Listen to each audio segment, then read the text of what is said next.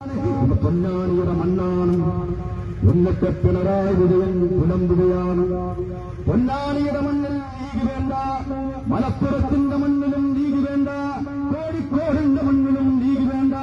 ലീഗില്ലാത്ത parliament വേണം.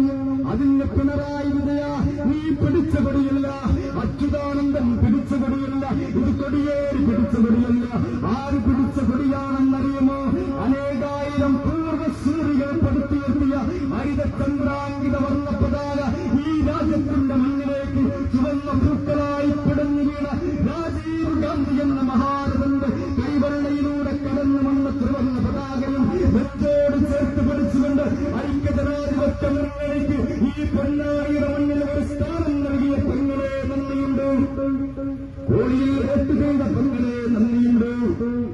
ഭൂമിയുടെ അടയാളം മാത്രമല്ല, ജന്മിമാരുടെ മാടന്മാരുടെ അടിച്ചമർത്തലുകളിൽ നഷ്ടപ്പെട്ടുപോയ ഒരു സമൂഹത്തെ ഉയർച്ചയുടെ പാതാവിലേക്ക് പടിയേറാൻ സഹായിച്ച ആദർശത്തിന്റെ അടയാളമാണ് കോഴി.